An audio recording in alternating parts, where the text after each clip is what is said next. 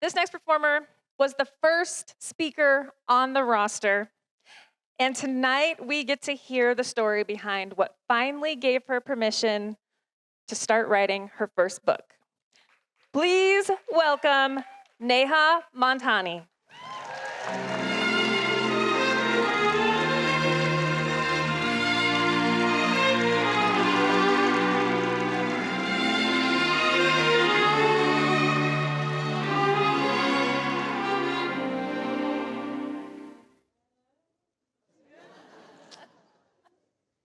Papa, what if I'm having a stroke?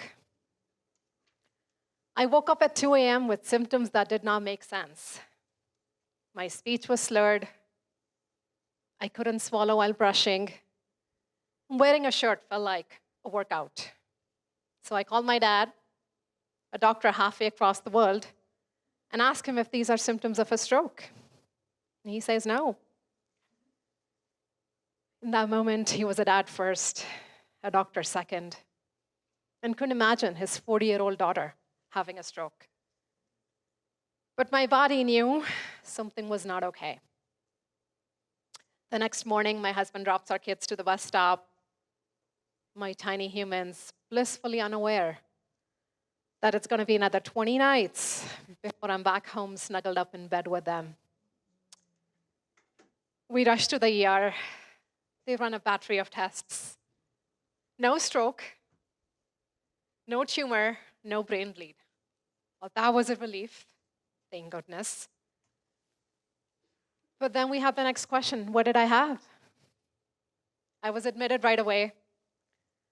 And then a few days later, the doctors gave it a name. I had atypical Guillain-Barré syndrome, a rare variant of a rare autoimmune disease. Only 1 in a million get it. Yeah. By then, I had lost my ability to eat and drink. I was on a feeding tube. My speech was no better than a toddler learning to talk. My hands were so weak that lifting a glass of water felt like lifting 20-pound dumbbells. I was in excruciating pain. And I'd never felt so vulnerable in my life. I mean, I never thought I'd have to be naked in front of my younger sister who'd have to give me a bath, or rely on my 7-year-old son to put on my bra straps. But here I was. It took me about 4 months to be able to drive a car again. Another 4 months before I was pain-free. But today, I'm so grateful to tell you all nearly 2 years later that I'm almost fully recovered. Thank you. Thank you. Thank you. This is not a chronic illness. It's not a recurring illness. Life has given me another chance to live. And I'm often asked, what did I learn through this experience? I'm still learning the answer. But before I tell you more, I want to tell you about a conversation with my brother in the hospital one evening. That day, my pain was even more intense than typical. And so my sweet little brother asks me, do you want a massage? And I say, yes, please. And his hands had barely touched my back, and I just shout, stop, stop, it hurts. And then a few minutes later, I casually blurt out, I'm never getting on a plane again. I'm never eating street food again. There was a good chance that my illness was triggered by a stomach bug I caught traveling. We'll never know for sure, but that was definitely a possibility. And so I thought the safest thing to do is, never travel, never get out of the house. Be careful, whatever. After all, I always believed in following the rules to be safe. I believed that if I planned enough, prepared enough, I could keep suffering at bay, or that the right kind of preparation could protect me from life itself. So my brother listens, and he said something unexpected. Watching you, he said, has made me realize how unpredictable life can be. If anything, I want to travel more. Tomorrow isn't promised. I wanted to yell, stop, no, please. Don't get on a plane again. It's just not worth it. But I was too tired to say anything, too weak. But his words stayed with me. They'd cracked open something inside, even though I didn't know what it was. But I promised to stay curious. And curiosity, it turns out, can be, very effective key to unlock the door of fear. So I come home, and my recovery was long and slow. There was a lot that I couldn't do. Pain was a constant companion. Fear was a constant companion. But so was joy. I got to celebrate milestones in my life that I never thought would need celebrating. Being able to have a few sips of my favorite hot chocolate with my lips and not a feeding tube. A few bites of a flaky croissant with my husband on our 14th anniversary. Sitting next to my kids in bed, reading a book, each of us holding our own copies in our own hands. Each of these were precious moments. And then around this time, something else started happening. People would reach out to me and ask me, when are you going to write about all of this? Several friends would text me and say some version of, when is your book coming out? And I was like, book? I could barely sit straight. Typing was occupational therapy. That was my rehab. A book felt impossible. But I chose to sit with that idea. And one day, I heard a very clear voice, a soft but steady voice, a loving voice that said, Neha, a book wants to come through you.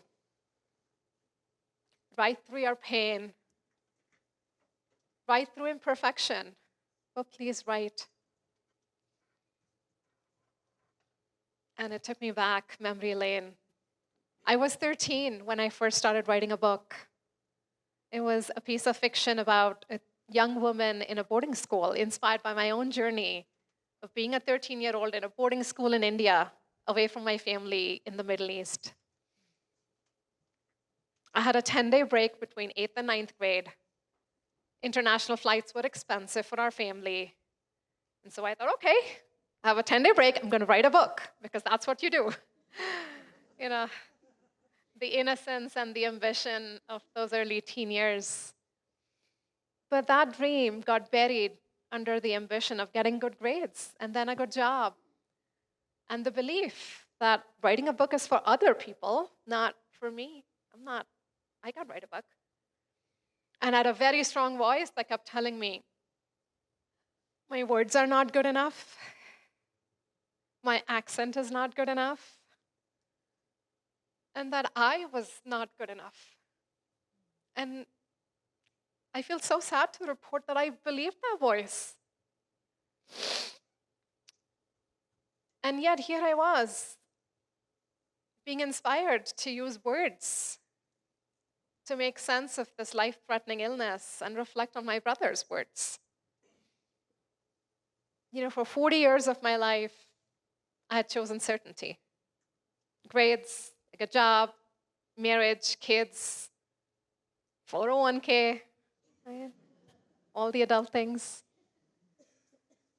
And here I was at my most vulnerable, being asked to say yes to something that had no guarantees, no certainty whatsoever. And not until now have I said yes to something without that certainty. Thank you.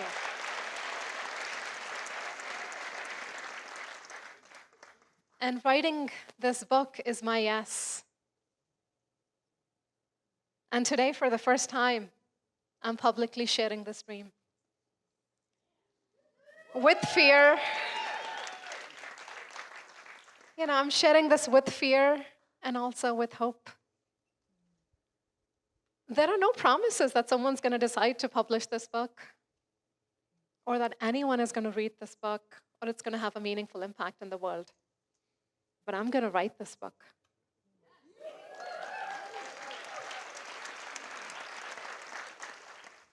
After all, what is promised to us anyways? I did my bicep curls, I did my squats, I went to yoga class, I ate my veggies. I mean, I pureed them in my soup and I hid them in my carbs. You know, the cauliflower rice, I think it counts. But, I still played hide and seek with death and disability. So you asked me, what did I learn through my journey? Please take care of your body, for sure. Plan and prepare. Don't eat all the Halloween candy. I've been eating too much candy back there. And, yes, please get insurance, for sure.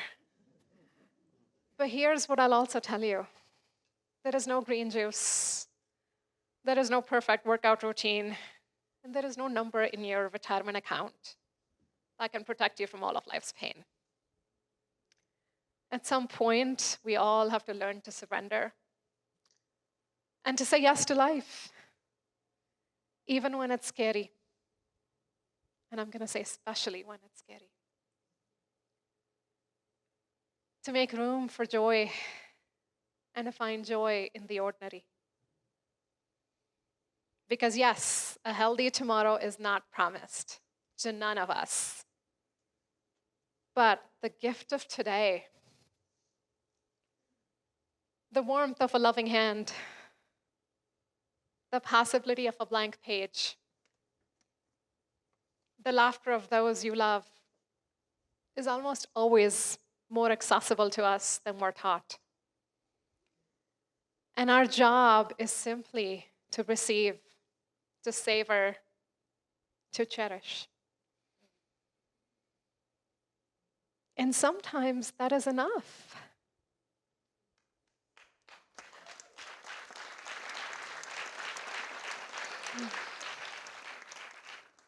And sometimes that is enough.